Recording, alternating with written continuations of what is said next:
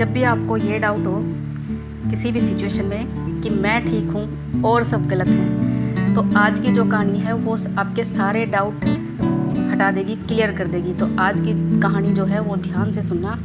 तो कहानी कुछ ऐसे है कि 5 फ्रेंड होते हैं और पांचों के पांचों ब्लाइंड होते हैं, अंधे होते हैं। तो उनको पता चलता है कि उनके गांव में हाथी आने वाला है। तो वो हाथी को महसूस करने के लिए, हाथी को टच करने के लिए इतने एक्साइटेड हो जाते हैं कि पांचों के पांचों सोचने लगते हैं कि हाथी कब आएगा, हाथी कब आएगा, हम देखेंगे ज़रूर, देखेंगे नहीं तो हाथ लगा के ज़रूर महसूस करेंगे कि हाथी कैसा होता है। तो जब हाथी आता है वे पहुंच जाते हैं हाथी के पास, और सब हाथी के पास जाके कोई एक बोलता है कि वाओ, हाथी तो एक रस्सी के जैसा है।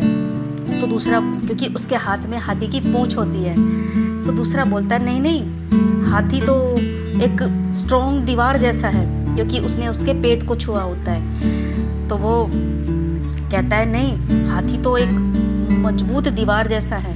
तो इतने में ही तीसरा बोलने लगता है नहीं नहीं, हाथी तो एक बड़े पंखे के जैसा है, क्योंकि उसने उसके कान को पकड़ा हुआ होता है।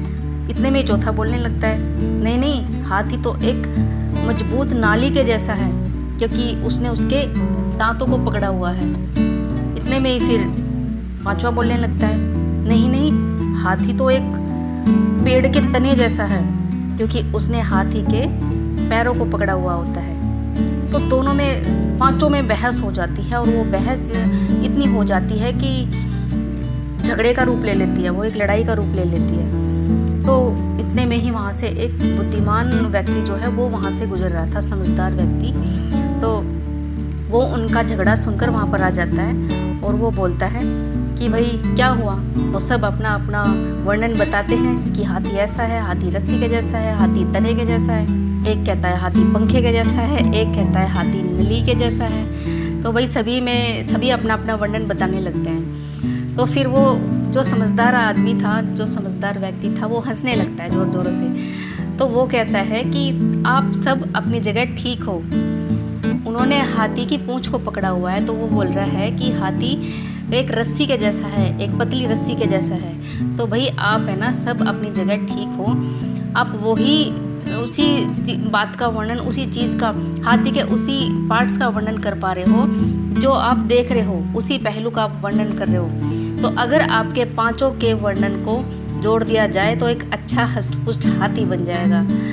ये कहानी आज की ये मैसेज देती है आपको कि किसी भी सिचुएशन में जब आपको लगे कि बस मैं ही ठीक हूँ और सब गलत है, तो एक बार उस किस्से के दूसरे पहलू से, उस सिचुएशन के दूसरे पहलू से भी सोच कर देखिए कि क्या आप सच में सही हो। जो दूसरा बोल रहा है वो भी तो सच हो सकता है, क्योंकि वो अपनी तरफ से देख रहा है, उस चीज़ को हैंडल कर रहा है, उस चीज़ को महसूस कर रहा है, तो वो भी सच हो सकता है। अगर आपके सामने भी ऐसी सिचुएशन आई हो तो कमेंट करके ज़रूर बताइएगा। और बात तो जब गलत हो जाती है, जब हमें ये लगता है कि बस हम ही ठीक हैं और सब गलत है, तो ऐसा नहीं होता है। अपनी जगह सब ठीक होते हैं, बस उस बात को देखने का नज़रिया होता है हमारा कि हम उस चीज़ को देखते कैसे हैं। तो सबका नज़रिया अलग है, सब अपने अपने तरीके से देखते हैं। तो ये नहीं है कि बस हम ही ठीक हैं और सब गलत है, सब ठीक होते हैं। तो मिलूँगी एक अच्छी मोटिवेशनल कहानी के साथ, तब तक के लिए